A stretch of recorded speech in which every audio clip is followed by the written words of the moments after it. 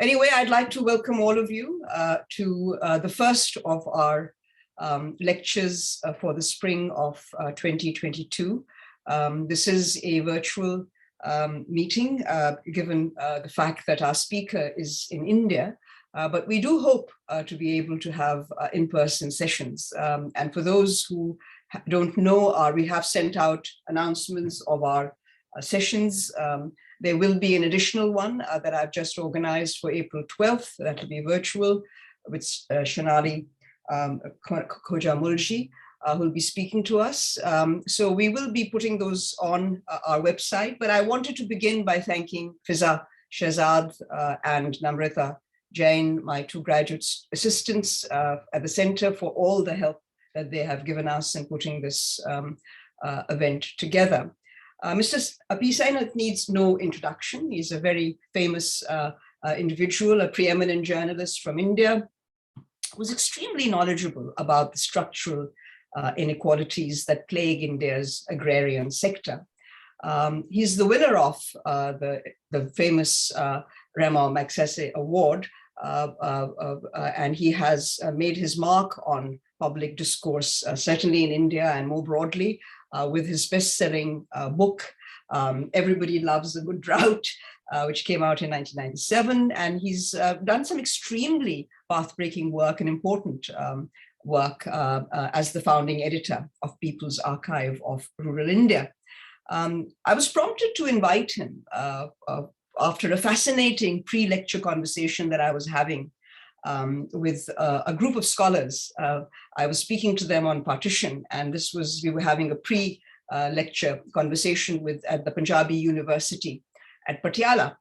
And one of the comments that struck me and made me realize that we really needed to get deeper into the farmers' protests movement was the comment that Punjab's relationship with New Delhi had changed forever as a result of this movement, which other students of mine have been asking, including Namrata, who's sitting there, whether this is an example of, what is this an example of? If we are really in an era of performative politics, how would we describe this? And I think that the farmers' movement strikes me as an example of democracy's deepening or attempted deepening. But I think nobody can help us resolve these questions better than Mr. Sainath.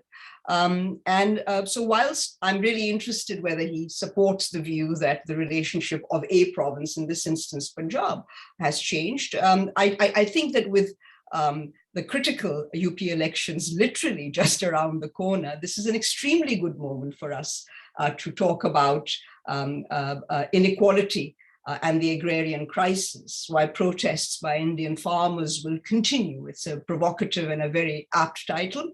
And I think that Mr. Sainath is going to provide us with much food for thought. We will have an opportunity to ask him questions at the end. So welcome, Mr. Sainath. Thank you so much, Professor Jalal, Namrata, and Fiza. I wasn't actually going to cover the relationship of Punjab as a province, yes, but in shorthand, it has changed, but it's changing all over the country as you're looking at this, a huge drive towards an ultra-centralized unitary state, riding roughshod over states' rights. So you're going to see that change in relationship in many other provinces, but Punjab has a particular history that makes it more acute and special.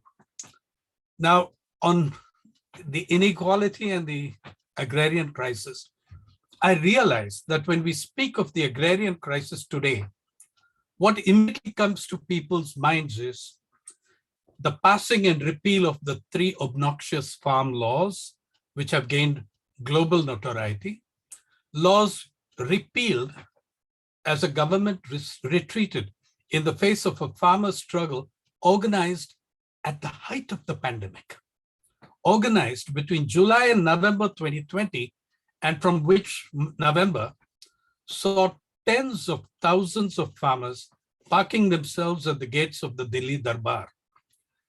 This was easily the largest peaceful democratic protest and struggle in the world organized during the pandemic, and perhaps even for a few years earlier, but never once acknowledged as such by a completely compromised corporate media. And remember, it lasted for over 1 year with tens of thousands of people. If I remember rightly, Occupy Wall Street held out 9 weeks. That said, here's the first thing to know.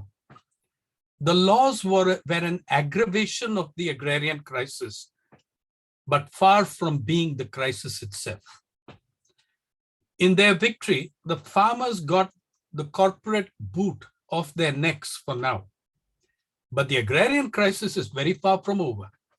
And the farm laws themselves were about much more than farming and affected every citizen and the most basic foundations of democracy, as we shall see. The second thing people associate with or use as shorthand for agrarian crisis is the horrendous tragedy of farmers' suicides. The Indian government admits to nearly 400,000 farmers taking their own lives since 1995. That's the official figure. As the reporter who in 2007 first established the scale of those suicides in the Hindu Daily, of which I was rural affairs editor for a decade, I want to tell you something about these suicides. One, the suicides are an outcome of the crisis, not its origin. They capture a context, not its cause. They are the most tragic phase, not its foundations or fundamentals. Let me then at the very beginning lay this out for you. What is the agrarian crisis? I'll spare you a long lecture on that. I'm going to sum up the agrarian crisis for you in 5 words. The agrarian crisis in 5 words: the corporate hijack of Indian agriculture. The process by which that crisis unfolds in 5 words: predatory commercialization of the countryside. And third, the outcome of that crisis for Indians in 5 words: greatest human displacement in history. You know, remember April, May 2020, when over 10, maybe 20 million people, migrants, were going on the so-called reverse migration from the cities to the countryside. There was a lot of this breastbeating and flagellation about, oh, why are they returning to the villages? It was always the wrong question. The question should have been, any time in the past 15 years, why did they leave their villages to come here in the first place? That was the question. And the answer to that was 2 words: agrarian crisis. The death of millions of livelihoods in India's countryside following our embrace of neoliberalism in 1991. It's a crisis embedded in and aggravated by neoliberal economic policies that first surfaced in the 1980s, but arrived in full-blooded form from 1991. That also came in as the underbelly of the Green Revolution and its aftermath was showing up big time. A huge credit squeeze saw the doubling of farm household debt, from say 26% of households in 91 to 48% of all agricultural households in 2002, before they fiddle the methodology and make comparisons impossible. But the more the state transferred agricultural credit meant for farmers to agribusiness, as they do to this day, the greater the indebtedness of the peasantry grew. In more and more sectors, private corporations were encouraged to grab what was meant for farmers. For instance, corporates today dominate the senates and the syndicates or other ruling bodies of almost all India's agricultural universities. Their research laboratories serve private masters, not the public the way they once did in the late 60s. Cliches like market-based pricing, level playing field, and rationalization of subsidies saw an explosion of input costs, a crash in prices, crushing the farmer at precisely the moment she or he was being deprived of credit. We saw in this period the state withdraw from sectors affecting the most vulnerable and clearly align itself increasingly as an instrument of corporate power. In fact, my characterization of the alliance ruling the Indian state is this. It's an alliance, it's a wedding of socio-religious fundamentalists and neoliberal market fundamentalists with an increasing number of elements equally at home in both camps. The bed this happy marriage cohabits is what we call corporate media. 30 years of neoliberal policy have not just devastated the poor and the marginalized. They've also served to swell the ranks of religious fundamentalisms. The many vulnerabilities of the poor reached levels unheard of in the history of independent India. Crudely put, before I start throwing numbers at you, market fundamentalism is a kind of economic equivalent of the ancient and medieval medical practice of bloodletting, Europe's gift to humankind, costing millions and millions of lives. The idea of bloodletting as a cure in medicine developed around an idea originating with Hippocrates and later wildly popular in Europe of the Middle Ages. The theory was that an imbalance of the four humors of the body, blood, phlegm, black bile, and yellow bile, was what led to illness. Around 500 years after Hippocrates, Galen declared blood to be the most important humor. These and other ideas, driven by surgical experimentation and often superstition, led to bleeding the body, ridding it of bad blood, if you will, to save the patient. Leeches were used for bloodletting, including the medicinal leech, Hirudo medicinalis. We will never know how many people lost their lives across 3,000 years to this insane treatment. How many human beings turned corpses, bled to death by the medico-ideological delusions of their doctors, among them King Charles II of England and George Washington, by the way, whose 3 doctors drained him of copious amounts of blood on his own request to cure him of a throat infection. He died soon after. COVID-19, to my mind, has given us a brilliant, thorough autopsy of neoliberalism. Indeed, of capitalism itself. The corpse is on the table. In glaring light, every vein, artery, organ, and bone staring us in the face. You can see all the leeches of bloodletting, privatization, corporate globalism, extreme concentration of wealth, levels of inequality unseen in living memory. Now, the bloodletting approach to social and economic ills has seen societies drain working people of the basics of decent and dignified human existence.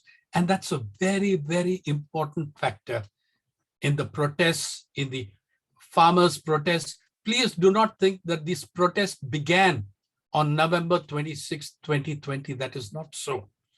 There's a period from 2017-18 when a lot of farmers' protests have erupted across the country.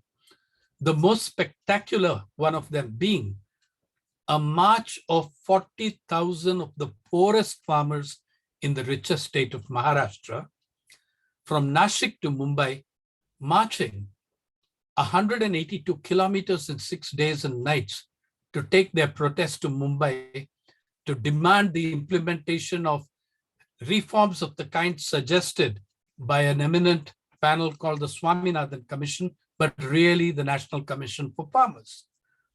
Now, the bloodletting approach to social, and that really sparked off a series of giant marches. And I mean, imagine 182 kilometers in 38 to 40 degrees Celsius, most of them barefoot because they own no footwear.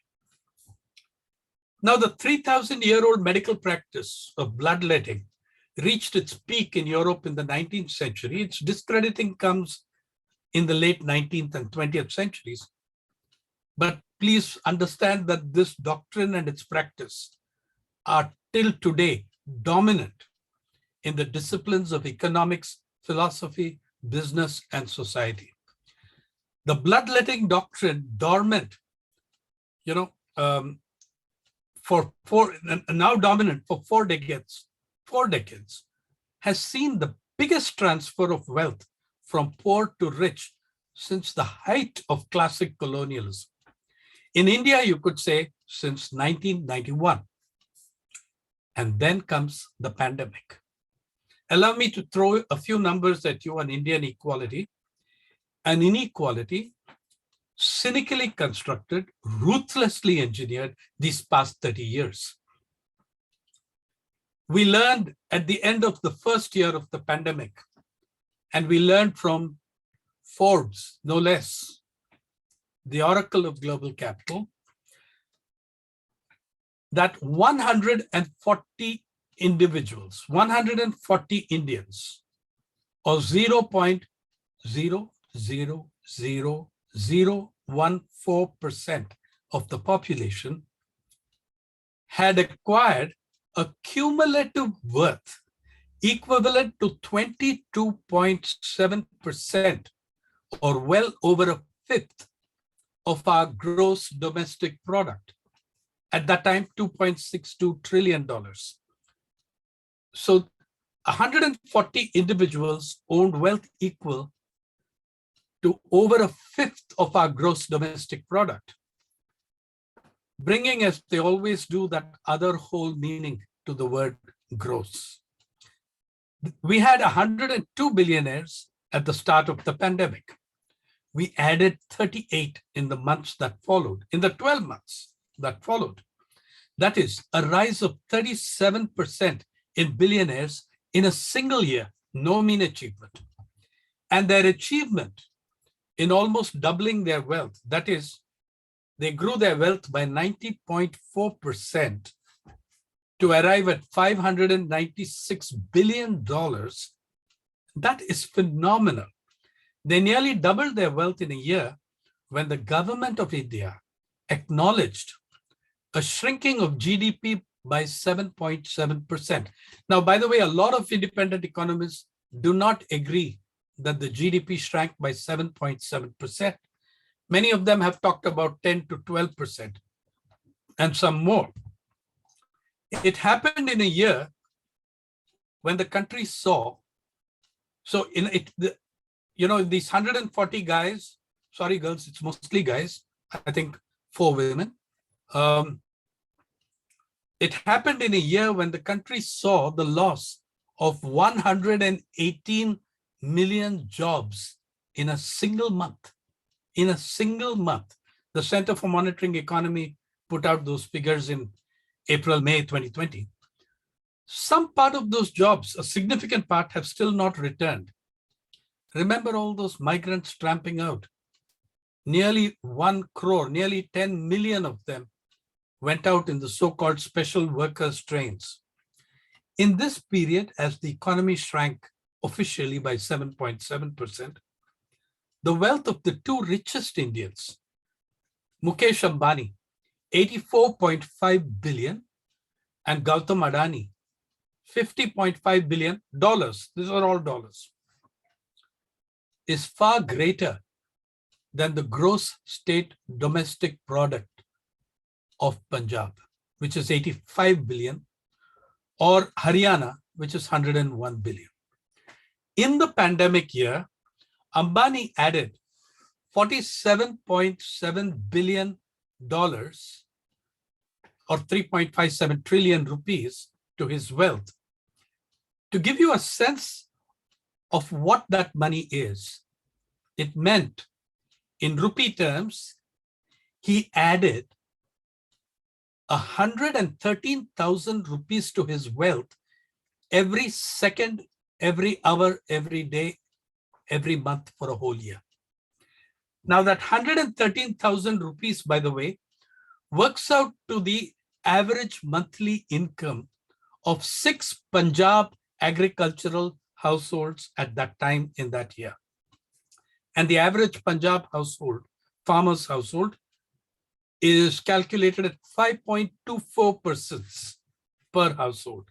So you're talking about every second he earned more than what 30 Punjabi farmers did.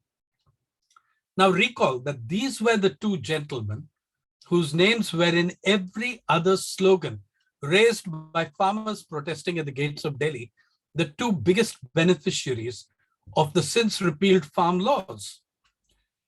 In a population of 1.4 billion, the World Inequality Report, just out a month or two ago, tells us in a population of 1.4 billion, the top 10% of Indians hold 57% of all wealth in this country.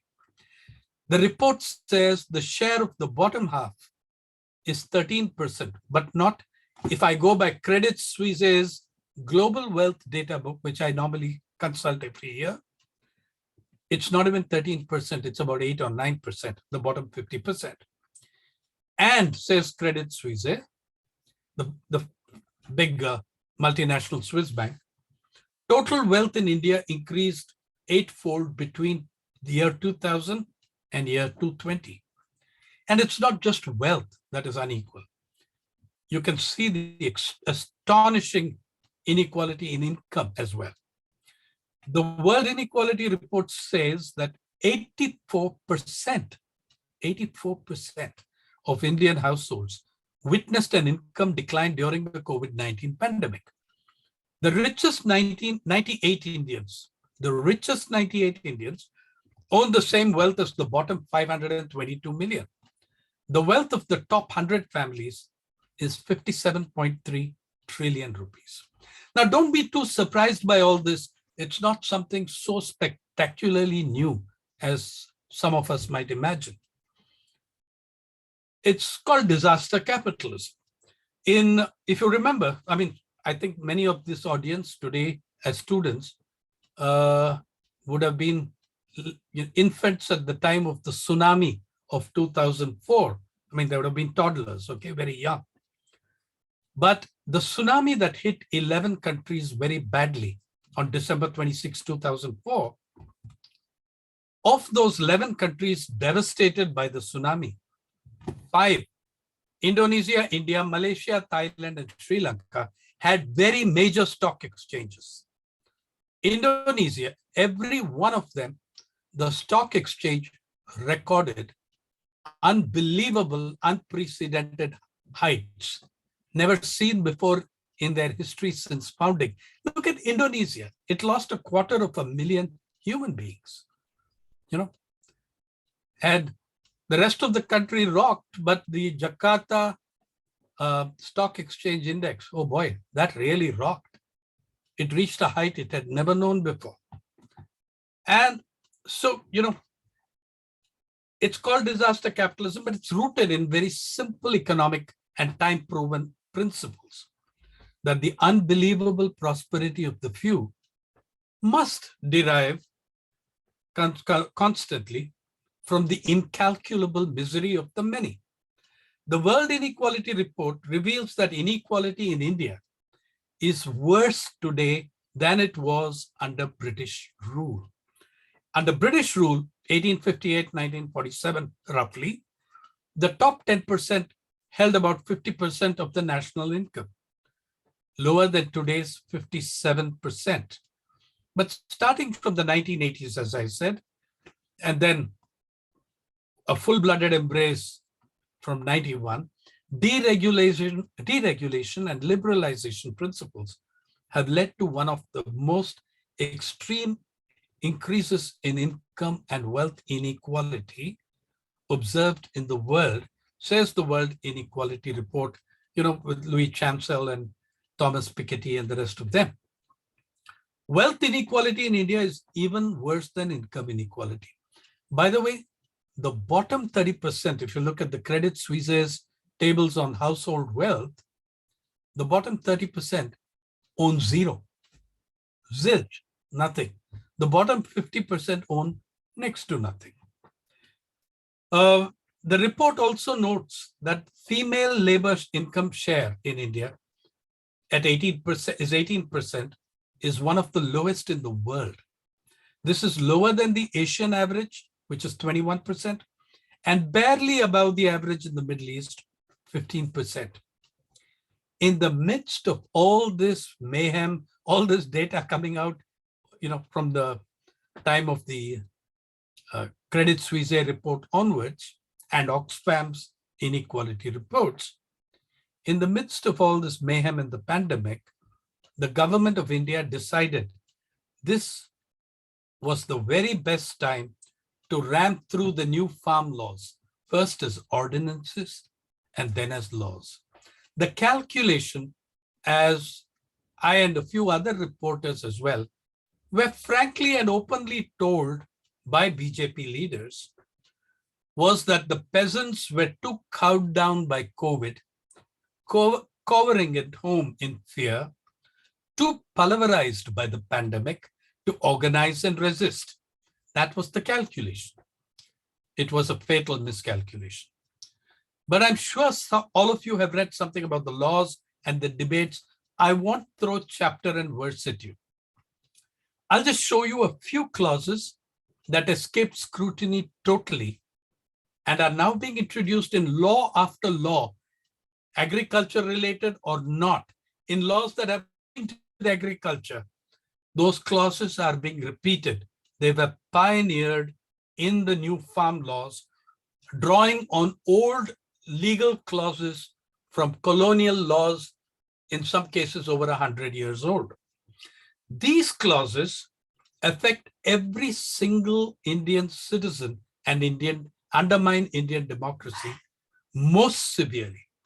They will aggravate the crisis, not just the agrarian one. And I'll show you a bit after that on what the Indian government has proudly described as its flagship policy for farmers, the Prime Minister's crop insurance. But stepping back to the farmers for a bit.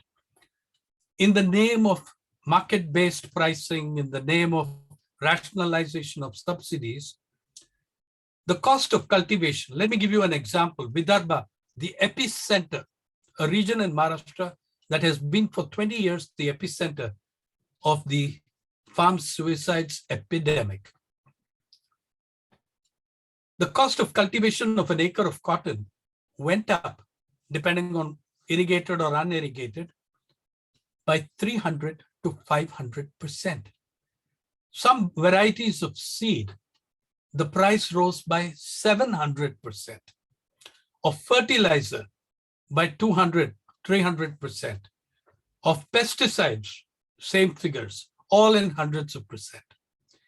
At a time when they were accompanied by huge global price crashes of cotton, steered, by the way, by United States subsidies to cotton growing corporations.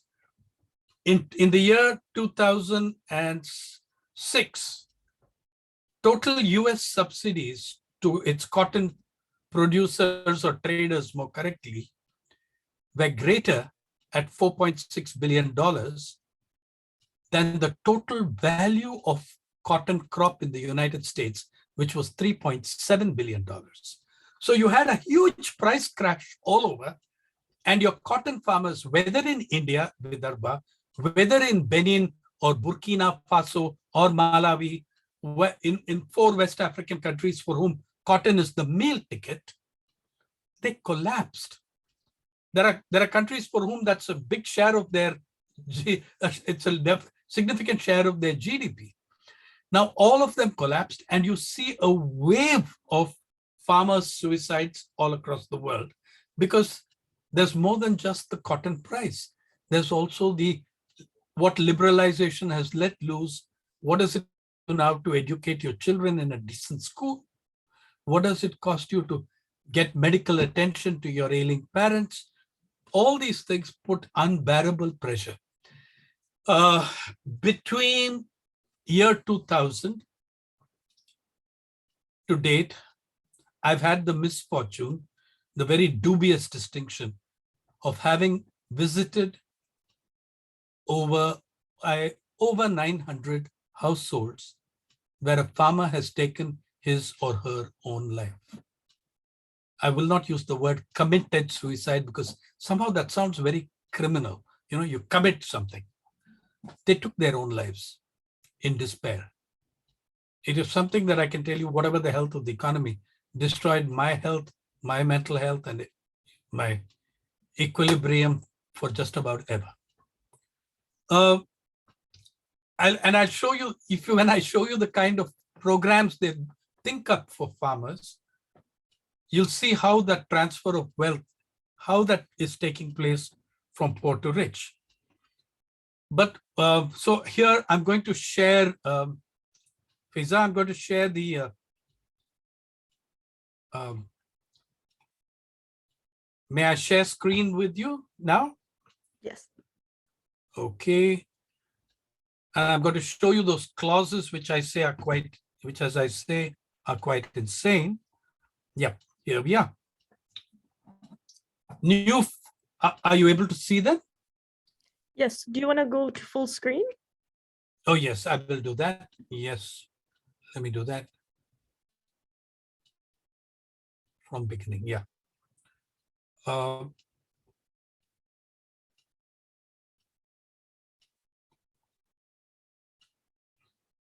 Are you seeing them full screen now? Okay. Yeah. New farm laws and other ordinances. This was one of the three laws. The Farmers' Empowerment and Protection, very Orwellian language. The Farmers' Empowerment and Protection Agreement or Price Assurance and Farm Services Act 2020. As I said, I'm not going into the agriculture clauses. I'm just going to talk to you about the clauses that affect every single citizen and democracy. Here is one such clause. Once these laws are in force, Clause 18, no suit, no prosecution or other legal proceeding shall lie against the central government, the state government, the registration authority, the subdivisional authority, the appellate authority, or any other person for anything which is in good faith done or intended to be done under the provisions of this act. Not only are you granting criminal activity by the corporations immunity for crimes they have committed, but for crimes that they are yet to commit. Because if they're done in good faith, and we know, I mean, Mr. Ambani and Mr. Adani are emblems of good faith. 19, no civil court shall have the jurisdiction. This is the single most important thing that's happened. No civil court shall have jurisdiction to entertain any suit or proceedings in respect of any dispute which a subdivisional authority or the appellate authority is empowered by or under this act to decide, and no injunction shall be granted by any court or other authority in respect of any action taken or to be taken in pursuance of any power conferred by or under this act. You know what that means? It means the jurisdiction of the courts is barred. No laws can be challenged. No clause of these act, no act under these laws, no action undertaken under these laws, no crime committed under these laws can be brought before any court, which means that you are negating and nullifying one of the most important fundamental rights of the Indian citizen. Article 32 of the Fundamental Rights of the Indian Constitution, which is the right to legal remedy. These three acts remove the right of the citizen to legal redress. This is not just farmers, it's anybody. No suit, prosecution, or other legal proceeding. Nobody can. You may be a union representing farmers. You may be a non-profit, a community-based organization challenging what the Ambanis and Adanis are doing in the countryside, but you cannot, because this jurisdiction of the civil courts has been barred. Incidentally, one side effect of this would be the collapse of the legal profession in the countryside, because the bulk of the cases that go to the district courts are around farmers, law, land, compensation and issues like that. This is the Farmers Produce Trade and Commerce Promotion and Facilitation Act. This is affecting the mandis, the regulated markets, state regulated markets, or where farmers take their produce and are assured of a minimum support price. The same clauses are put into that. Number 13, no suit prosecution, but there's a additional rider here. No suit, prosecution, or other legal proceedings shall lie against the central government, the state government, any officer of the central government or of the state government, or any other person in respect of anything which is in good faith done or intended to be done under this act. Who is that any other person? You may as well have written Ambani, Adani, and the rest of the boys. Again, no civil court shall have jurisdiction. Now, you think these are only in the farms, you're mistaken. I can trace maybe 4 or 5 new laws that have come out since then, which have incorporated these clauses, including, very significantly, laws against cow slaughter. Now, the Karnataka, as you know, it's the only BJP-ruled state south of the Vindhyas. The Karnataka Prevention of Slaughter and Preservation of Cattle Bill includes all these clauses and goes one step further. They're doing this incrementally in act after act, legislation after legislation. Look at what it says. It is actually a law written to guarantee protection for vigilantes like those lynch mobs who murdered Aflaq Khan on the charge of having beef in his house. Okay? Now, have a look what it says, how it's going to deal with the situation that will come out from this law. First, protection of persons acting in good faith. No suit, prosecution, or other legal proceedings shall be instituted against the competent authority or any person exercising powers under this ordinance for anything which is in good faith done or intended to be done, crimes yet to be committed under this ordinance or the rules made thereunder. And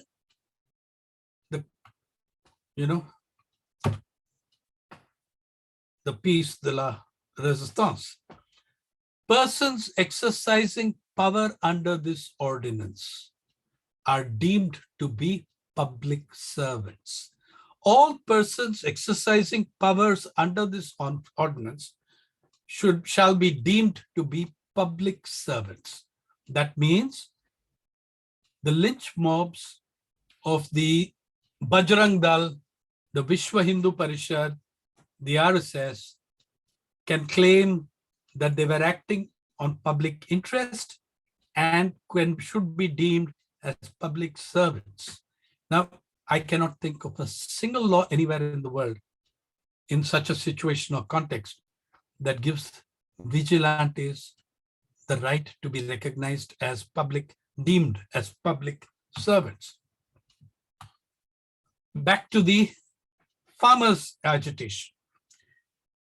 One of the major arguments made against the protesters was that, as say Professor Surjit Balla, now the South Asia representative with the International Monetary Fund, and Mr. Panagareya, the dons of Columbia Economics Department, many of whom are actually unaware of how a farmer is defined in the Indian census.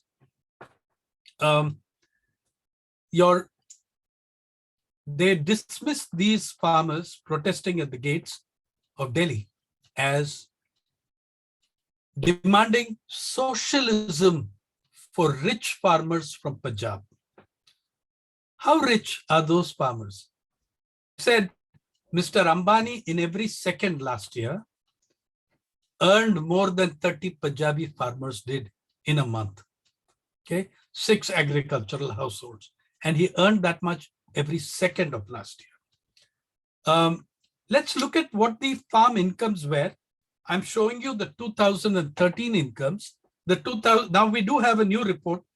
They have changed the methodology so considerably. This is what this government and even the previous one used to do.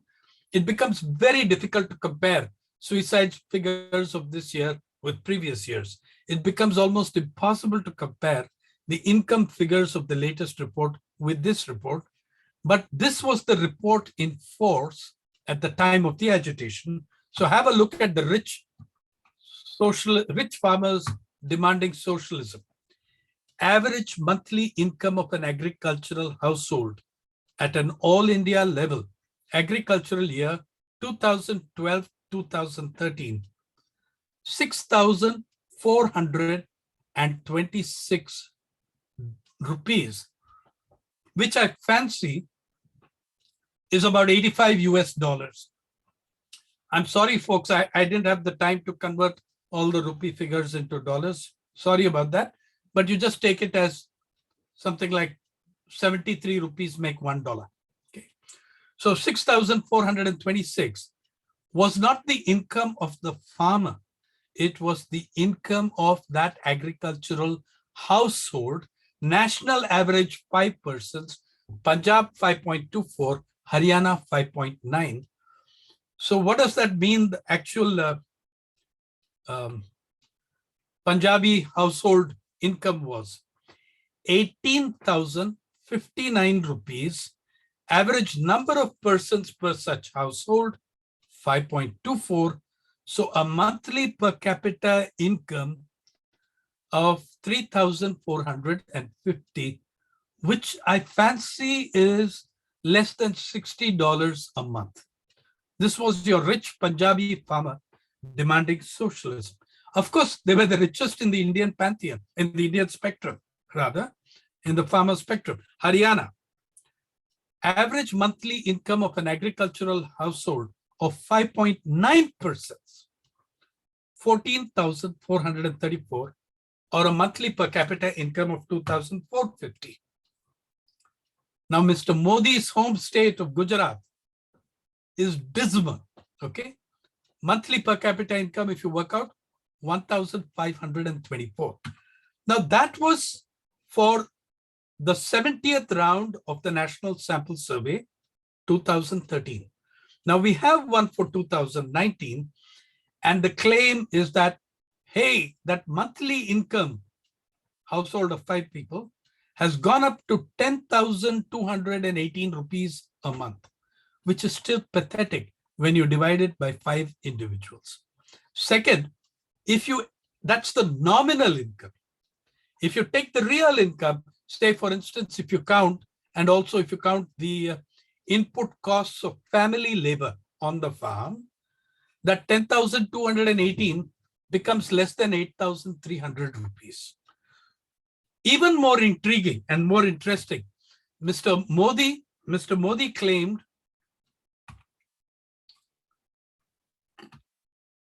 Even more interesting, Mr. Modi claimed in 2017 that he would double the income of farmers in 5 years. That is, they should have been doubled today what they were in that National Sample Survey report, which was 6,246. However, there is an increase, a nominal increase, but not if you disaggregate the sum. That 10,218 rupees, which is actually 8,300 rupees, has several sources. Farmers have more than one source of income because they can't live on farming. One is crop agriculture, income from crop agriculture. The second is income from wage labor. An overwhelming majority of Indian farmers not only cultivate on their own land, but go and work on the fields of others or do some other jobs for salaries, and their wage labor brings another component of income to farmers. The third source is livestock. Now, I'm not going into the 5-6 sources there are. It's important to say that both in absolute terms and in percentage terms, the income of the farmer from crop agriculture, which is really the farm income, has fallen. Instead of doubling, it has declined. It has declined in absolute terms. It has declined in percentage share terms of the total income of the farmer. I think the farmer has pretty good reasons to be out protesting, don't you? So yeah, this is the latest one, 10,218. Please note that cultivation is 37%, livestock 16%, leasing out of land 1%, and wage labor is 40%, meaning farmers are earning more from wage labor than from cultivation. This is the latest of the All India Agriculture reports of the Government of India. So that's where you are in that's where we are in, incidentally, while they claim that this farmer's income nominally rose 30%, please note that debt owed by farmers rose 58%. The 30% is manipulated and increases, manipulated and patently wrong. But even if we accept these numbers, farmers' debt as a percentage of their annual income shot up by 13 percentage points, according to the latest data released by the Ministry of Statistics and Program Implementation. Indebtedness is the ugliest face of those factors among the multiplicity of factors that led to farmers taking their own lives by suicide. Oh, incidentally, all these struggles for a minimum support price were supported by the same Narendra Modi when he was Chief Minister of Gujarat and when he headed the high-level Consumer Affairs Ministry working group, where he demanded enforce MSP. Since intermediaries play a vital role in the functioning of the market, they have advanced contact with farmers. In respect of all essential commodities, we should protect farmers' interests by mandating through statutory provisions that no farmer-trader transaction can ever be conducted below MSP, wherever it is. Also, food security being of the utmost concern, for the first time, there should be a ban on the trading of essential commodities in the futures market. Exactly the two things that he reversed his positions on as Prime Minister. So I'm going to stop sharing there for a minute and get back, because I've got one more thing to share and I wind up. As I said, suppose we take a flagship program, but you've seen here how the entire purpose was to shift money from there to the corporate sector, and very successfully. Now, this is a typical flagship program of the Narendra Modi government, but please understand that the UPA government that preceded it did all these things also. It did these things a little more gradually. You can say that the BJP government is the Congress government on steroids when it comes to economics. Yeah.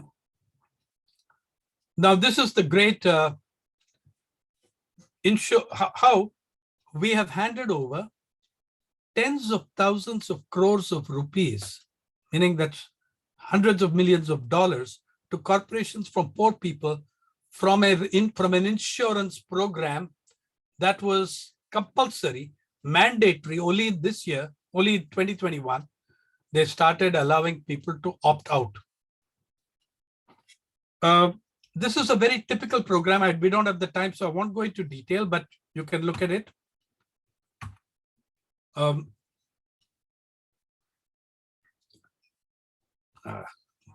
of the slides seems to have fallen off the grid. That's okay. In this thing, farmers are made compulsorily to undertake a program. They cannot choose who the insurer will be. The different districts of the country are auctioned, okay, into different private corporations. The state insurance corporations are also there, and they are made to accept the least profitable districts. So you will find that all losses are borne by state-owned insurance corporations, public corporations. Whereas they created an incredible new system with group area farming, which means that, let us say, we have the farmer pays an insurance premium as an individual, but collects compensation as a collective. Okay, so let's say we have 100 farmers with a combined holding of 190 acres. Let's say 100 of them, 90 are small farmers holding 1 acre each. 10 are big irrigated farmers owning 100 acres between them. You know what? I think that I have really messed up this thing, but I think I've spoiled the slides. But in the way it is structured, the farmer can never win, the corporate can never lose. And the simple proof of that is a right to information study, the right to information project that brought out that let's say a compensation of 1 million or 10 lakhs is declared for the unit of 100 farmers. The 90 small drought devastated farmers would get 5,263 rupees each. The 10 big irrigated farmers would get 52,630 rupees each. Welcome to the Prime Minister's Special Insurance Program, the flagship of the government of Narendra Modi. Now, you might argue that the 10 big irrigated farmers have paid a higher premium. Yeah, but they haven't lost a thing because they're irrigated. Their output is the same as it was before the drought. And that challenges a basic principle of indemnity in insurance, that you cannot get compensation for something you have not lost. Okay? In the process of this, an RTI filed in the newspaper, the Chandigarh Tribune, showed this. In the first 24 months of the Prime Minister's insurance program, 18 insurance companies made a profit of 15,795 crores. That is, they made a profit of 22 crores, of 220 million rupees every day on average for 2 years. It has proved so, by the way, that's a much, much bigger sum. The sums involved are recurring and much bigger than the controversial Rafale Air Force aircraft deal with France. And that's a one-time deal worth 58,000 crores. Public money on this project has crossed more than double that sum in the last 5 years, and all of it goes to corporations. The situation is so bad that the Prime Minister's own state of Gujarat wrote to the center asking that it be allowed to opt out of the scheme. Okay, so I'm stopping share there. I'm just winding up for you a couple of things. I have a million things to say, but we don't have the time. I'm just going to tell you that there's another factor in this drama, the media. In India, the industry is actually the media and entertainment industry. It's worth 2.2 trillion rupees. It's not to be looked at as a vehicle of communication or all those cliches about freedom of press. It's to be looked at as a giant corporation, which it is, or a giant set of corporations. Please understand that the same Mr. Ambani, hated by the farmers, is also the biggest media owner in the country. And that section of the media he does not own, he is the biggest advertiser, okay? So this giant media and entertainment industry, during the pandemic, in the first few months of the pandemic, they sacked 2,500 journalists, turned them out on the streets at the very time that the Indian public needed journalism and journalists more than at any other time in our history. They dispensed with that, and they dispensed with 10 to 15,000 non-journalist media workers. Okay, so the media, which is really the corporate media, Ambani's media, Adani's media, Tata's media, have played a very major role in justifying and giving that support to a neoliberal economic model, despite its terrible depredations. So I'll end by saying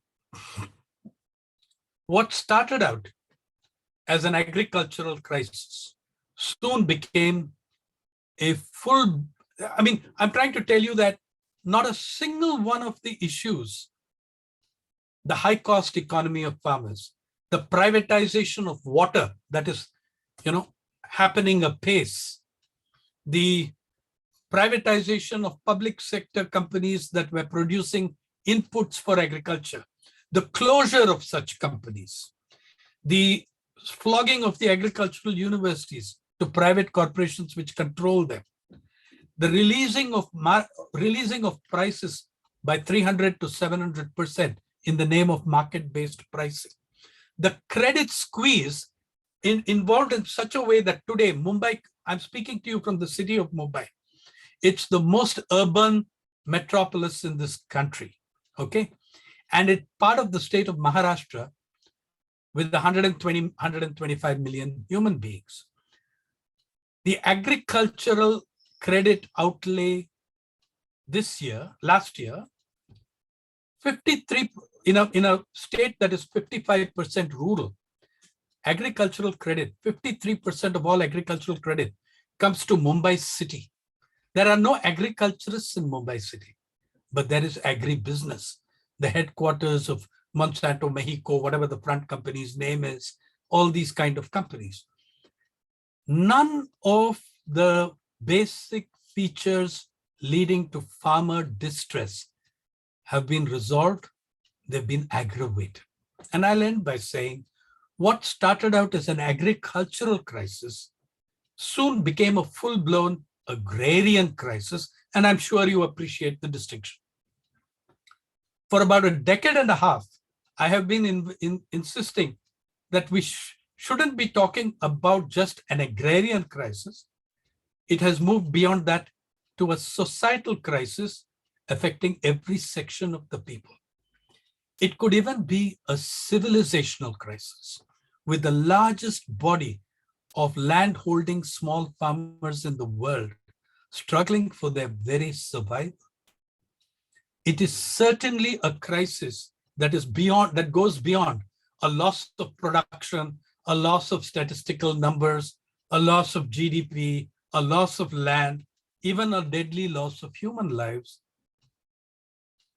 Perhaps a crisis of our own loss of humanity and humaneness.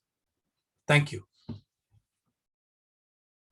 Thank you very much, Mr. Sainath. That was an extraordinary talk, and certainly, while not surprising, quite staggering and sobering in every respect. Let me sort of go back to something that you said at the outset and then repeat it again about how this is a societal crisis and not just an agrarian crisis.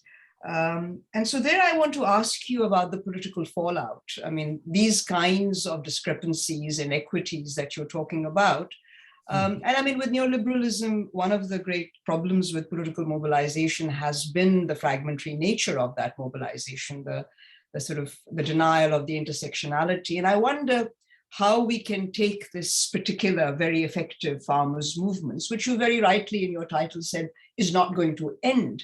What might we expect in terms of the political implications of this, which I mean electorally, really, and also about what the farmers are likely to be doing next. I think those, so looking forward really from where we are today would be very useful. Thank you. Okay, so Professor Jalal, one of the things, I mean, one is the political fallout is very differentiated in different regions and sectors. Okay, and the farmers had, there's no question that everything, despite everything the government did, despite the entire media being raged against them, even the middle classes developed and displayed some sympathy for the farmers. You know, it's interesting that so many urban people have some romantic notion of themselves as having come out of the land, out of the village, maybe 3 generations ago, maybe 4 generations ago. But elections are a very complex business, as we're learning right now. So there were many different forces in the farmers' movement. 22 of those unions that formed the Sanyukta Kisan Morcha in Delhi, as you know, they have formed into 2 little political parties and are contesting the Punjab polls. My prediction for you of how they will do is that it'll be a miracle if they win 3 seats. And it'll be a miracle if they keep their deposits in more than 50% of the seats. Because you know, everyone knows about these 40 unions coming together. Now, you should understand that some of those unions are restricted to a single sugar mill in Punjab. Some of them are huge unions with a national presence. One of them in Punjab is active in 17 districts, the BKU Ugraha. None of them have taken this political turn in terms of partisan political contests in elections. They've not done that. So though it's being projected as a farmers' party, it's going to do very badly. Second, Mr. Modi repealed the laws. I don't think we have heard the end of the laws. I think the government will seek to bring them in backdoor in other ways, piecemeal. Okay, but the repeal of the laws removed that wind from the sails of the so-called farmers' parties. Now they will have to be judged on a large number of issues, not just the laws, because the laws are no longer center stage. In fact, Punjab's electoral situation right now is very fluid, and all the old factors come back: caste, region, Doaba, Malwa, Maja. And for the first time, you have a Dalit chief minister in a state that has, in 117 legislative assembly seats, 34 are reserved for Dalits. So all sorts of other calculations have changed. The 3 months ago, had the laws not been repealed, it would have been the sole issue. It's not going to be. Second, the polarization that the BJP brings, you're going to see, I can predict for you what will happen before 2024. I think from 2023, they will begin the building and construction of the Ram temple, with phase 1 to be completed a month before the elections of 2024.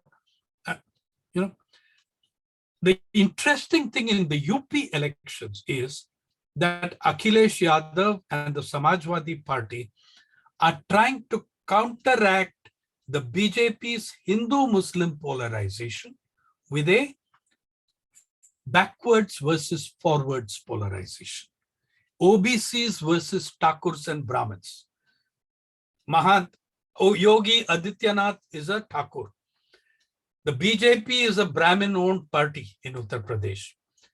So this counter polarization, I see it as having gained some force, some vigor, but I don't think as yet enough.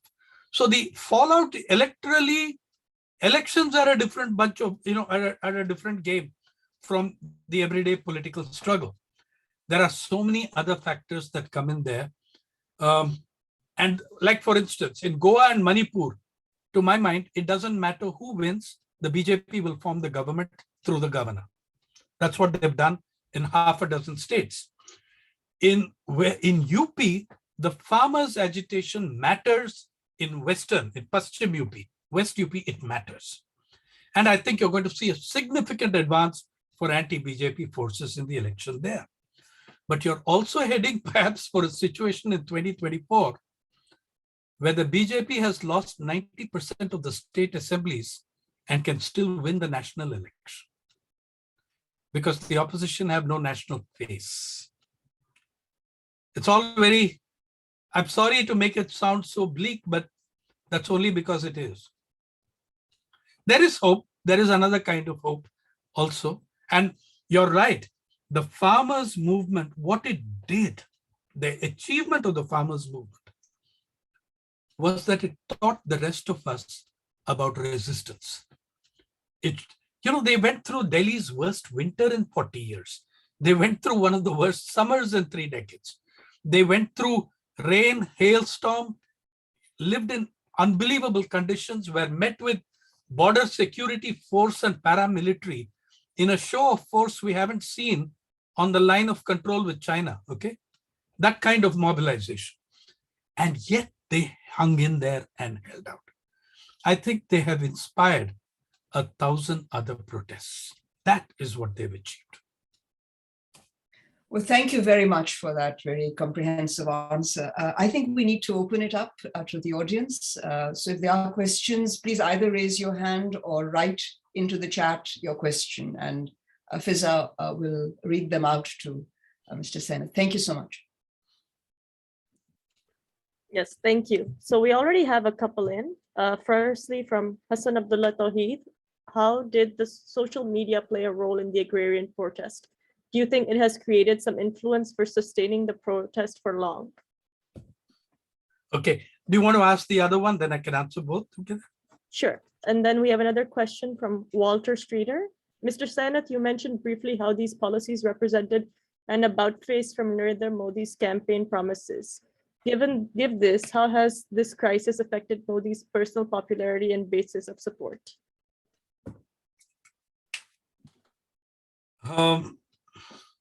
Okay, how did social media play a role? Social media played a terrible role. Look, the biggest force in social media in this country is the paid troll army of the Bharatiya Janata Party, the famous IT cell. They are by far the largest and most powerful force. But something more happened than their felicity with these instruments or tools or platforms. What happened is that the Narendra Modi government repeatedly browbeat, used, misused, and absolutely blackmailed the digital majors into controlling dissent on the social media. For instance, some of you may have heard of the Disha Ravi case, where a young girl of 21 was sought to be arrested under an incredible act of sedition and UAPA and whatnot. A 21-year-old girl called Disha Ravi.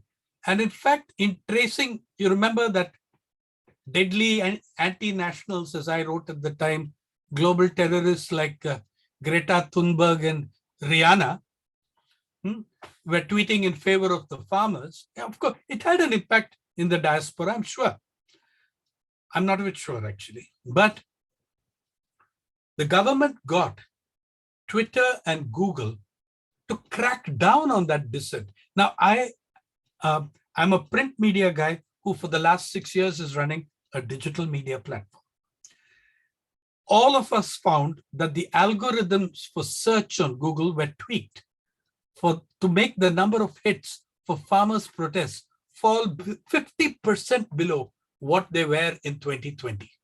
In 2021, the Google searches for those protests fell by more than 50% for climate change, for farmers' protests, for child labor, for COVID mismanagement.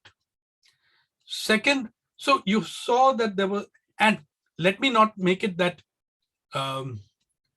Twitter and Google and Facebook caved in, kicking and screaming. Not at all. This is their giant market. This is where they make their money. They calmly collaborated with the government. On February 5, 2021, there is a tweet put out by the Delhi police, no less, thanking Google and Twitter for their services, even in terms of cracking down on the BJP's enemies and the Delhi riots and all that. So social media, you can call it a double-edged sword, but it's one edge that really has the edge. And you've had the digital majors. Please understand this. I don't know that, at least nowadays we are out of the romanticizing of the internet that was there in the early 2000s. But I need people to understand this. The digital monopolies are the nastiest monopolies in human history. They are different from all preceding monopolies in one unique respect. These guys own your personal data. They own and trade in your personal data. No monopoly before them could ever do that. Okay, you're talking about 4 companies that rule the net. So you had, and which are making money out of their ability to operate in the Indian market. So social media, please don't romanticize the thing. There were lots of very, very brave and valorous attempts on social media, but they were overwhelmed by the other side, by and large. The second one, Narendra Modi's change in principle. The BJP came to power on the promise of within 12 months, they would implement that report I mentioned to you, the National Commission of Farmers Report, headed by Dr. M.S. Swaminathan, known as the father of India's Green Revolution. Now, one of the problems with the Congress government, they asked Dr. Swaminathan to chair that report commission, thinking that, this man always has been an establishment man. Unfortunately for them, Professor Swaminathan, assisted by 7 other members, put out a fantastic report, which the Congress government would not allow to be discussed for 10 years after it was published on their request. They did not allow a single day's discussion in Parliament on it. Then comes the BJP promising we will implement the Swaminathan report within 12 months. Within 1 month, they submitted an affidavit to the Supreme Court saying it is not feasible for us to implement this report. It would distort market prices. Okay, so Mr. Modi's changes in position and shifts in position are not new.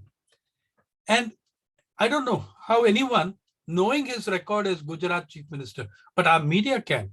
It's as if Gujarat 2002 never happened. It's as if the bloodshed in Gujarat never happened. He's to be taken at his word. Even if he changes his word every 3 months, that's the new normal. So expect that of Mr. Modi, please. Here's a prime minister who speaks of himself always in third person. My own call on that is there are only 3 kinds of people who speak of themselves in third person. One kind is kind of cute, like my nephews and grandnephews or whatever. When someone says, Arjun won't go to school today, or, Sai wants something. Children, very small children speak of themselves in third person. Stand-up comics speak of themselves in third person. But Mr. Modi does not have an iota of real humor in anything he says. He's very far from being a stand-up comic.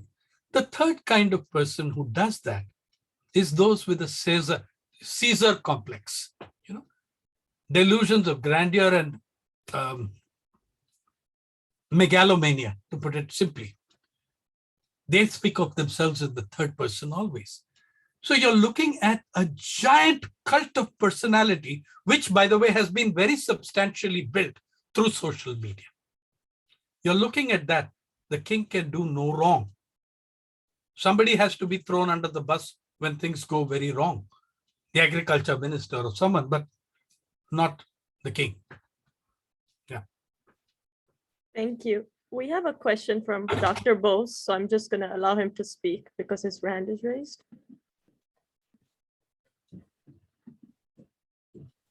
All right, thank you very much. Mr. Sainath, that was a very passionate talk, but also grounded in hard data. This is exactly what we have come to expect from you.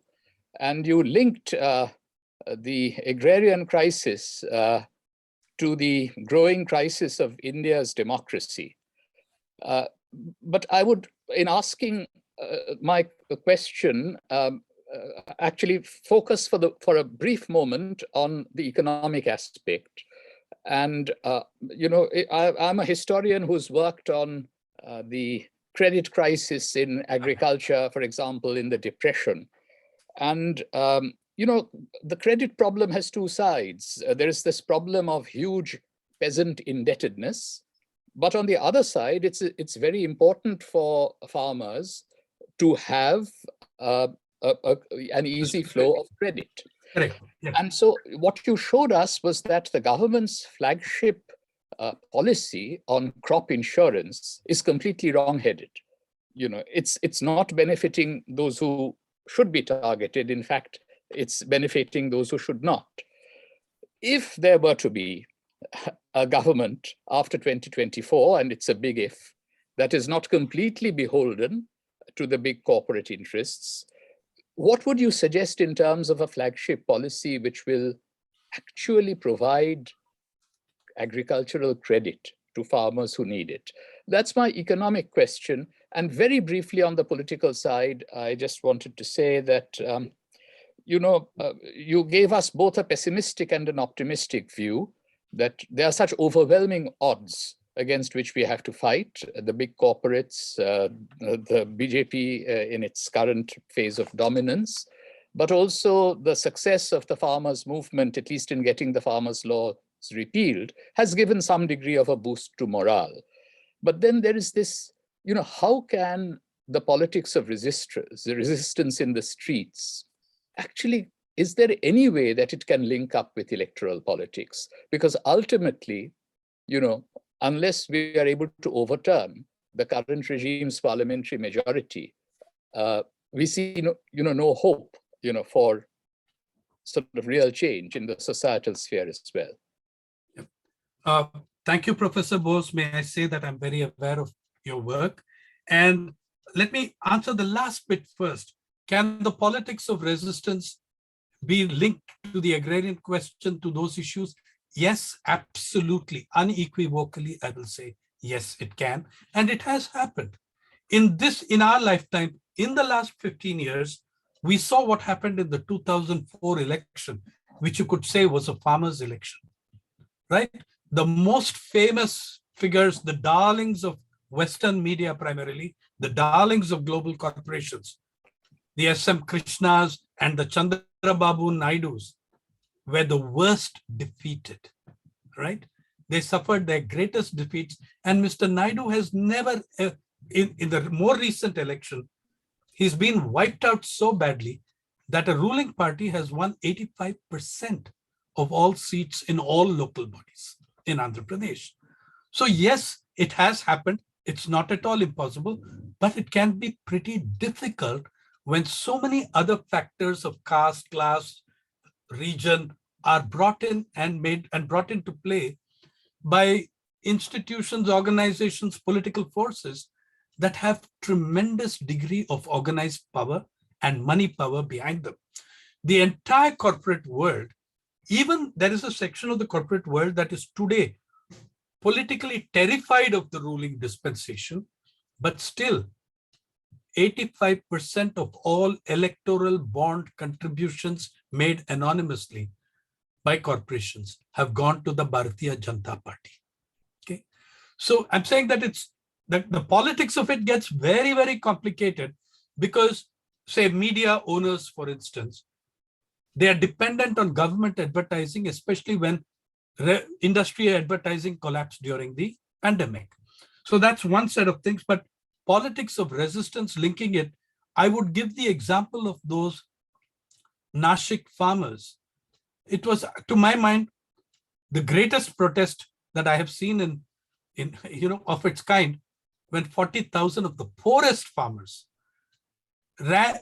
The demands they were carrying were not just their demand, not just of Forest Rights Act enforcement. They were demanding the minimum support price, though most of those farmers, the MSP was irrelevant to their lives. They had no surplus to sell. Okay, and yet they came there taking that broad platform, which all farmers are agreed on. If there are two words which every Indian farmer knows in English, it's called Swaminathan Report, which is actually the National Commission of Farmers, 5 different reports, the 5th report being in 2 volumes. Now the tragedy is, and yes, there is a platform on the economic question. I totally go with you that credit question is crucial. Also, the price question is crucial, sir. I mean, both are, as you know, closely linked. But I'm saying that there is an overall policy direction that has to be reversed. We can't achieve that just with credit. I mean, there's no way they're going to let us get away with just changing the credit policy flow. From 1996 onwards, steadily, you know better than I do, that we always, until 2014, had 2 kinds of credit there. One which was the direct finance and the indirect finance. Direct finance going to the farmer directly, then cooperatives, and then the indirect finance through various institutions, etc.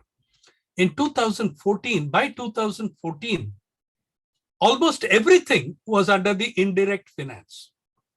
So they just dropped the categories altogether.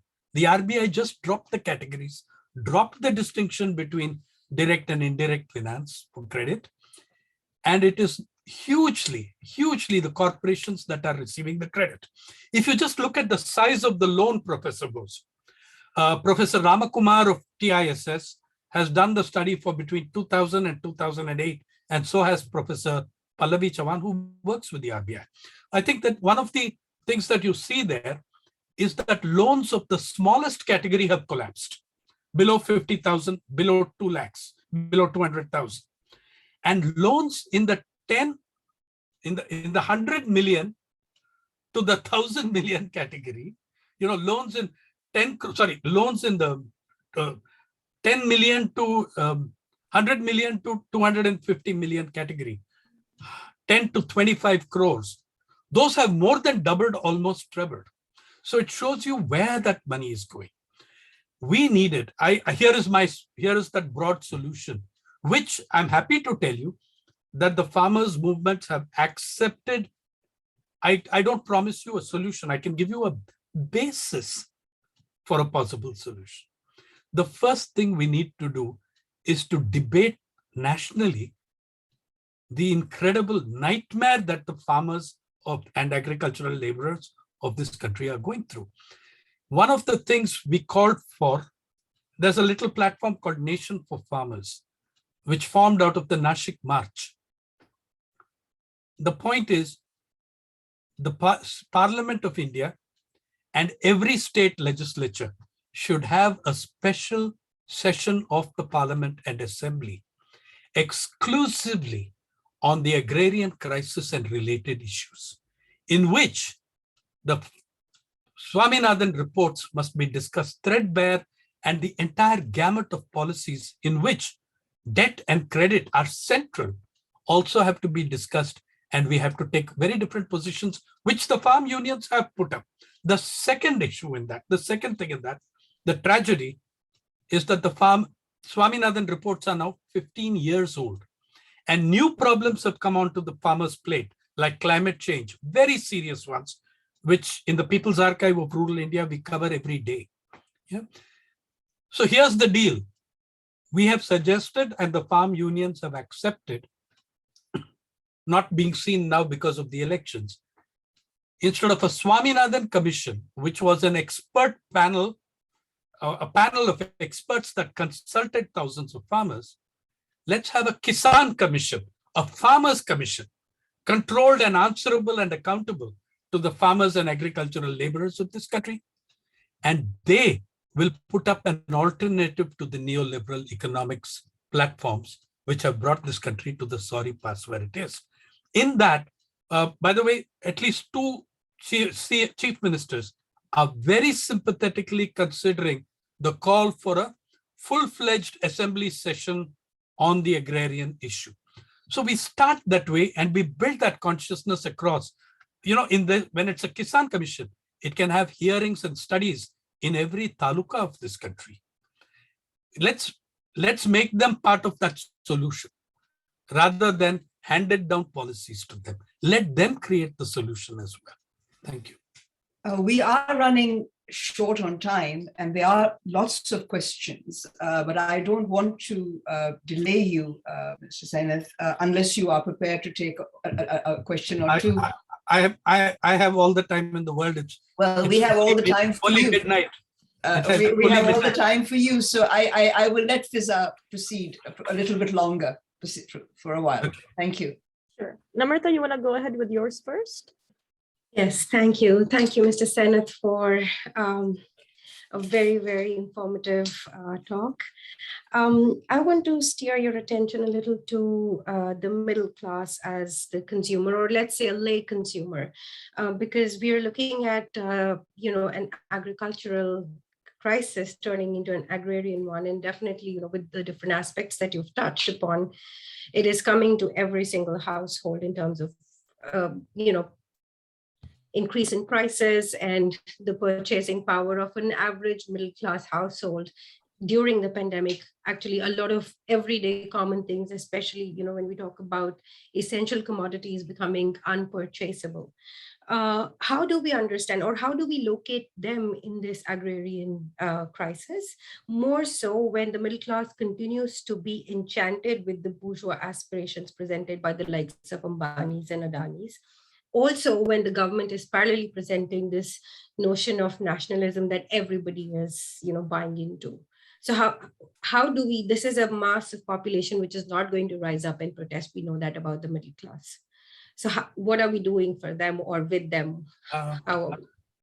I realize and share your anger towards what you call the middle class. Namrata, I maintain that there is no Indian middle class. There are Indian middle classes. The stratification of the middle classes in India is far greater and not to be conflated or confused with the relatively more homogeneous middle class of Western Europe or even the US till a little while ago. Like, for instance, the Vice Chancellor of JNU is middle class. Okay.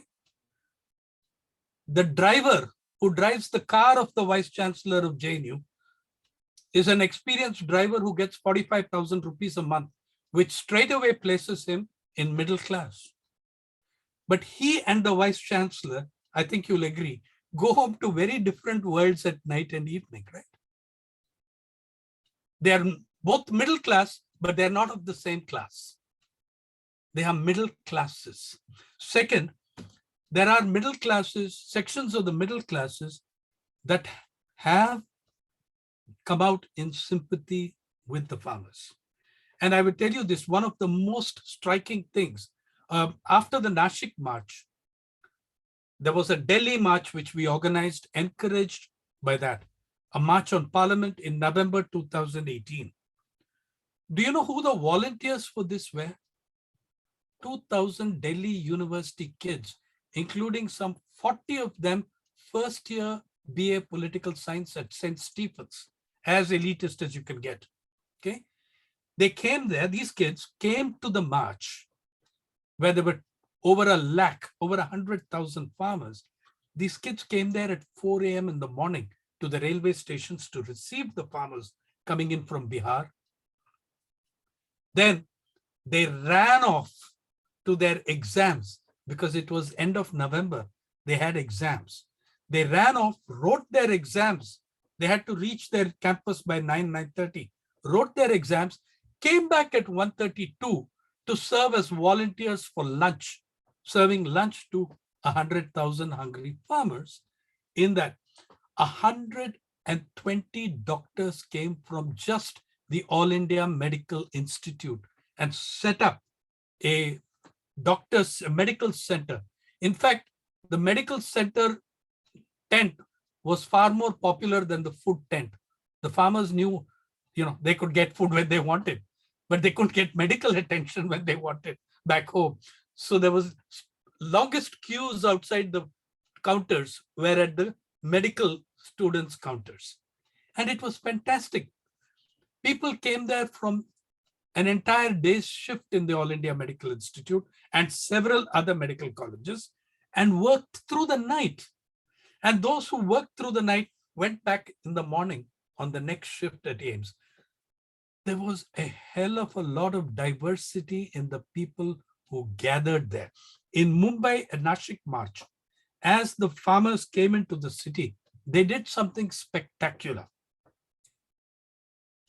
Though they were supposed to march in the morning and halt traffic, they decided on March 11th to march in silence at midnight and raise not a single slogan and not disturb anybody. You know why?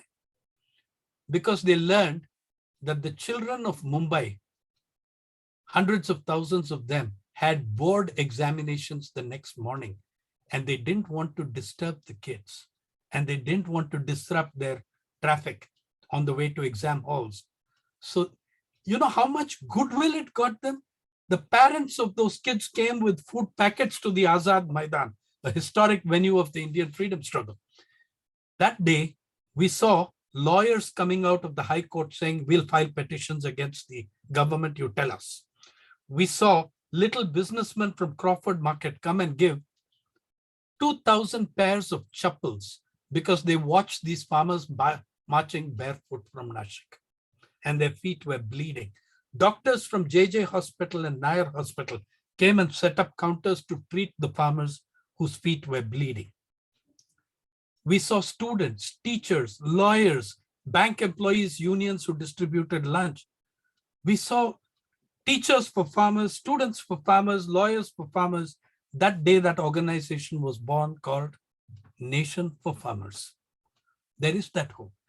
And on the other hand, you're equally right that there are sections of what you would call middle class, what I'd call the middle classes, which are absolutely sold on the strong man will rescue the country from everything, That is a very significant and substantial force, but it's not uniform.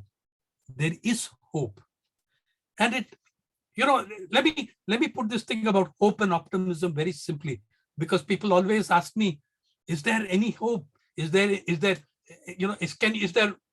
actually the question I'm most asked after a guy like me speaks is there anything to be optimistic about? Well, there is and there isn't. There is on the one hand, what I call fake optimism. If the economy grows at 10%, as we will make sure it does, poverty will be history in 60 months. We've been hearing that from every one of 4 prime ministers in the last 30 years. Okay. Fake optimism is the guy who jumped from the 50th story of a building, Each floor he passed on the way down, he said, so far, so good. He wasn't available for comment on landing. But on the other hand, is the cynical pessimism of kuch sudrega nahi. Nothing is going to improve. Why? Both these approaches, the fake optimism and the cynical pessimism, have the same content in that they absolve us of our personal responsibility. Kuch sudrega nahi, to why should I do anything? Because nothing's going to change. If things are so wonderful and the economy is growing at 9%, 10%, Why do I need to do anything? Between fake optimism and cynical pessimism, Namrata, there is a territory called hope. I live there. Yeah. Thank you. We have a question from Daniel Wakar. Thank you for this searing critique and thorough examination of the ills of neoliberalism in India, particularly as they relate to the agrarian crisis in Punjab and across the country writ large. I'm wondering if you could speak more about the success, about the farmers. How did they achieve their goal of getting the obnoxious farm laws despite the massive systematic obstacles in their way? You specifically allude to the corporatization of the media, massive debts incurred by farmers, etc. Does this speak to the durability of a more popular form of protest politics in response to the concentration of economic and political power that you have spoken about? I think it does. I think it gives us this lesson that mass movements and mass struggles are the only way we are going to come out of this. Okay, that's what it tells us. Yeah, and I think that's a damn good question, because it's one that we ask ourselves every day, and every day we find something. How did they do it? One is there was all-out unity. In fact, it was very surprising the extent to which I came under a lot of attack for my writing, because I had earlier written about the divisions in Punjabi agrarian society. The Artiyas, the commission agents, the money lenders, all of them were part of the agitation. They joined the agitation. Okay, they were not the forefront. At the forefront of it, they did not control it. Farmers controlled it. But it was interesting to me that the commission agents, the Dalals, all of them saw and understood the government's policies. And they understood that they were out of it, the game, if Ambani Adani captured agriculture. They understood that. Second, there is a very serious contradiction of class and caste between Jat farmers and Dalit landless agricultural laborers. This is not a small division, it's a very serious one. Yet, the largest unions of the agricultural laborers were heart and soul there in Singhu, Tikri, Shahjahanpur fighting. So they managed to reach out and create unity. And many of those people, in fact, we interviewed the head of one of those major landless labor unions. He said, we know and we maintain that there is a very serious contradiction between us and the Sikh and the Jat farmer. We know that, but we also know that at this moment, when it comes up against an enemy like the corporate sector, they're all in it together.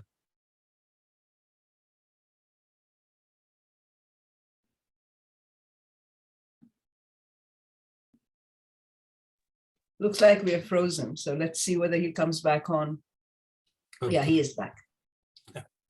So it also brought us, they also reached out. You have to give credit to the phenomenal resilience of those farm unions and the national farm unions that took news and word of the struggle to every corner of the country. Do you know that a survey in the Singhu camp showed people from 45 districts across the country and more than 21 languages spoken? There were speakers of more than 21 languages in Tikri alone, in Singhu alone, sorry. Yeah. So they were able to link up with farmers' organizations. The All India Kisan Sabha played a huge role in that. They were able to bring 2,000, 3,000 farmers from Nashik, the original pioneers of the protest, came 3,000, several hundred of them remained till the end of the agitation. So it's very funny. You go to Shahjahanpur, Rajasthan, and when you go towards the kitchen, you're hearing Marathi voices and Telugu voices speaking. So yeah, they did incredible things. And I think the independent non-corporate media went out on a limb to be with them and did succeed, which is why the government of India got Google and Twitter to alter those algorithms to reduce the search hits for farmers' protests and climate and issues like that.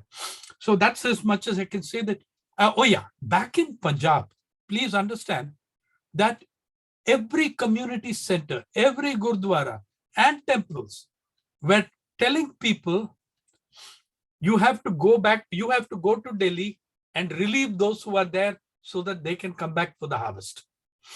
So there was a cyclical chain of people going and coming at any given time. Every household in Punjab got involved in that struggle. Yeah. And then West UP came in, Haryana came in. So I think it was a phenomenal effort, and it was a success and victory of the farmers themselves. Thank you. We have a question from Ronald Chandrasekhar. He says, you highlighted the sheer extent of income and wealth inequality in India and how this has been aggravated in the past few years. In its previous term, the BJP did away with the wealth tax and is opposed to wealth and inheritance taxes. Is the absence of a robust wealth and inheritance tax a policy a key driver of inequality in India? How important should such a policy instrument be in the agenda of resistance against the policies of this government? He also has a second question, which says that the government's withdrawals of the laws has been attributed in large part to the upcoming elections in UP and Punjab. What's your expectation from the BJP post-elections? Do you expect solidarity between farmers and farmers' unions to be affected poorly in the lead up to the elections? Both excellent questions. Yes, the wealth tax issue is a serious one. It's an aggravation. Yeah, they did away with it in 2016. Just consider that I told you about 140 Indian dollar billionaires who doubled their wealth in 12 months to $596 billion, more than a fifth of our GDP. Imagine a 10% wealth tax. Do you know how much money it would give us? We could run the world's largest rural employment guarantee program for the next 16 years at its highest costs. We can run the Mahatma Gandhi National Rural Employment Guarantee, mouthful title, for 16 years at present highest costs. Yeah, that's what a wealth, you could, in that, or in that wealth tax, we could start seriously achieve a good step towards building the kind of national health system that the United Kingdom built. By the way, we were supposed to build one. There was a report, pre-independence report, called the Sir Arthur Bohr report. You can read it in People's Archive of Rural India, has it in the library. It envisaged, well, there was an Englishman there, right? And it envisaged pretty much the kind of national health system that came up in the UK, and that was a lifeline for it. So yes, with a 10% wealth tax on 140 individuals, you could cover a significant part of the ground towards the launching of such a national health system. So yes, the wealth tax, these are extremely important. The absence of it is a major driver of inequality. There can be no questioning of that. The second thing is, in the upcoming elections, what will the BJP do? Oppose the elections. I think the BJP is really, really concerned with UP because it is concerned with the 2024 elections. That's what it's concerned about. Remember that they are running a nation where the states are just beaten up for the smallest reasons imaginable. They just are riding roughshod over state rights. They believe that if they hold power at the center, the rest will be done.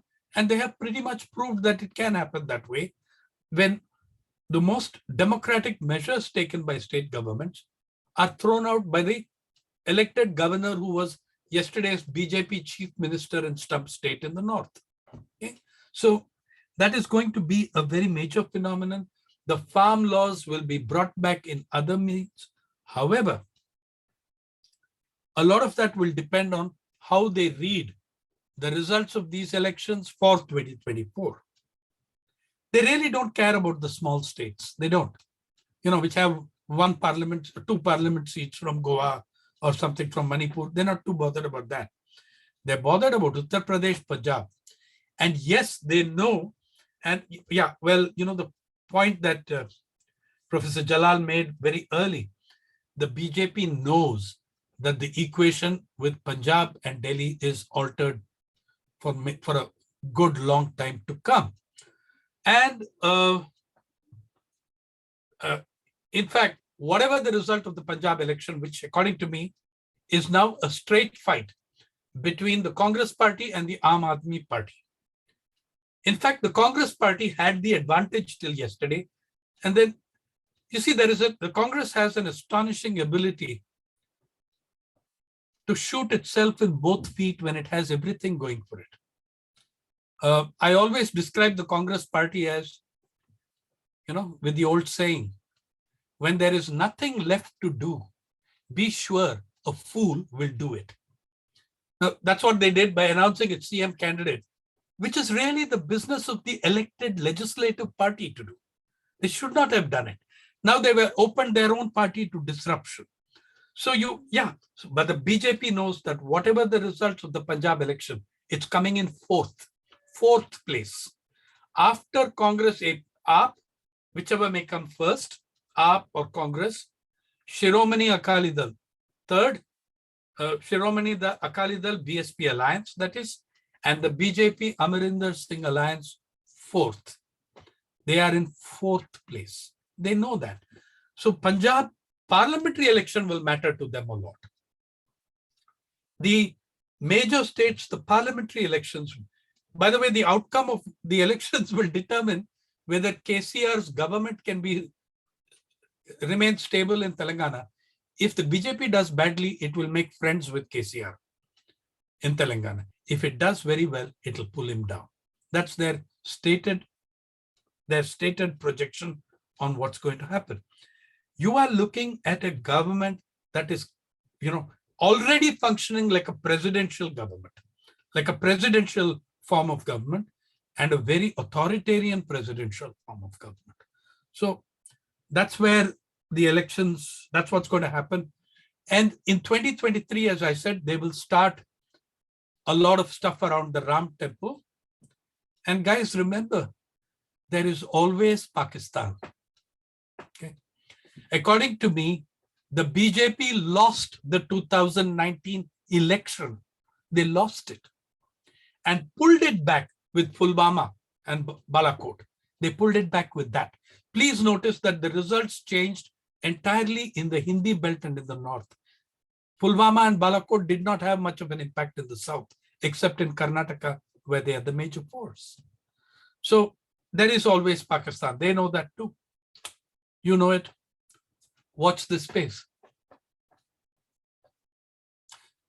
I think we need to now stop, even though there are still questions, but we've really had an absolutely wonderful talk from you and exchange, and the depths of this will leave us thinking for, I think, a whole semester and beyond. I just wanted to thank you and give you a hand for an excellent, I'm sorry that we haven't done this properly. We should have, actually applauded you immediately after you stopped. But thank you, Mr. Sainath, for the time. We much appreciate it. It'll take us a long way. Thank you. Thank you very much. Bye. Take care. Bye.